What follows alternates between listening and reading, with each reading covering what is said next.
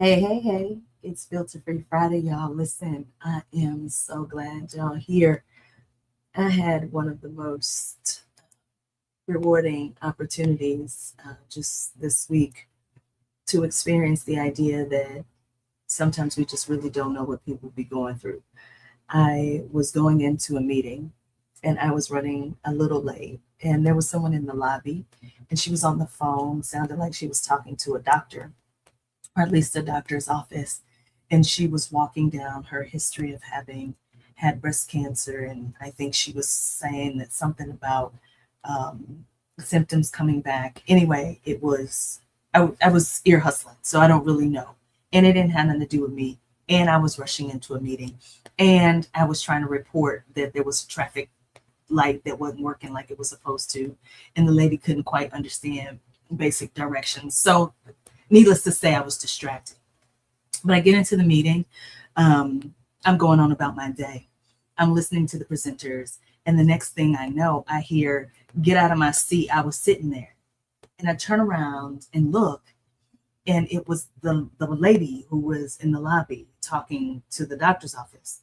But what was the beautiful lesson for me was that the woman who was in the seat, the woman who was being yelled at, the woman who was being treated harshly, rudely, she smiled and she was like, "Oh my God," and she gets up and she goes to another seat. She handled it so well that I presumed that these two women knew each other. I assumed that this was a joke between them. And the lady who had come in, the one who had been yelling, was like, she was now laughing too. And so I don't pay no attention to it. So I'm walking around after the meeting. Lady B, who had been yelled at, she's just introducing herself to me. Turns out she had never been to this meeting before. And I was like, "Oh, what was going on over there? Y'all good?" And I was like, "That y'all must be friends." And she was like, "Nah, I don't know her." And that's when I was like, "Wait, what?" And then there was a person that I could see in my periphery, and he was like, shaking his head, had his face all torn up, because he, like me, is like, "I know she didn't just talk to you crazy, right?" And the woman said, and this is just the embodiment of empathy. She goes, "Sometimes I have responded inappropriately. And when I've been like that, it's been because I had a whole bunch of other stuff going on." And man, don't we always know that? We know that the most disruptive are the most disrupted. But in the moment when somebody yelling at you, when somebody talking to you crazy, when somebody just being disrespectful, we like, "Nah, see, no, you ain't what you not gonna do. Let me check you." And yesterday I was reminded, right? Because I don't even really know what was going on that phone call in the lobby. But if I could try to fill in the gaps, it seemed like maybe her cancer had come back and she had just found out.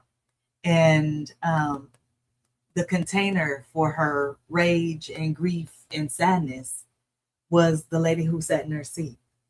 And you know, last week I was at the CVS, and I got a little $4 coupon because many of you know that I ain't been shopping since December 2024.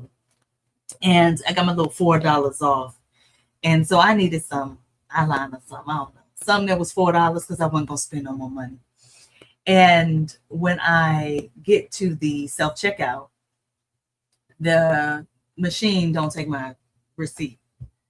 First of all, I need eyeliner. Second of all, I'm not paying for it because I got a receipt. So I call the push the button for the worker to come over and help me. And while I'm waiting, I'm scrolling my little social medias, and there's a woman behind me. Now there's another self checkout. It's like one right next to me. There's a woman behind me. She walks up and she gets all in she like right here. And she's like, "You put your debit card right there."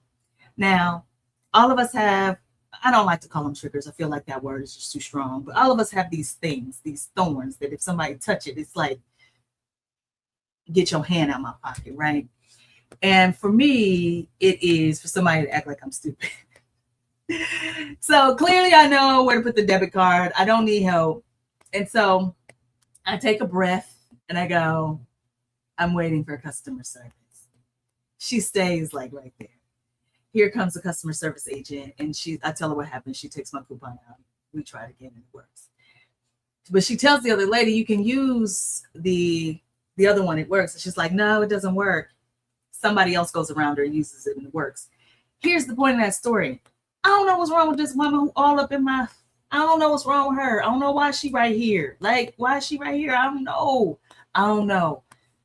But maybe she just found out that she had breast cancer. And I tell you what, one of the hardest things for me to do, some of you know I do prison ministry every other Wednesday, is to recite every line of the Optimist Creed at the end of our time together, because I'm a present day realist, eternal optimist. It's not the other way around.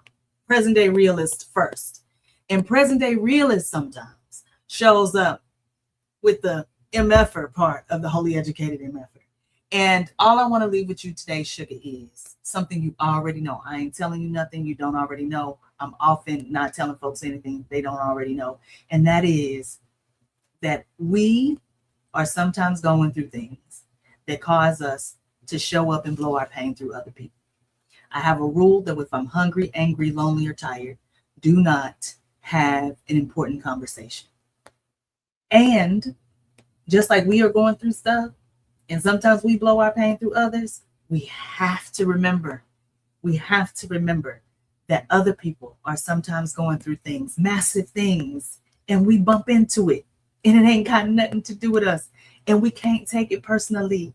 And I tell you what, the thing that helps me is remembering that empathy cannot sit on a bed of hypocrisy. It's Filter Free Friday, y'all. We got incredible work to do.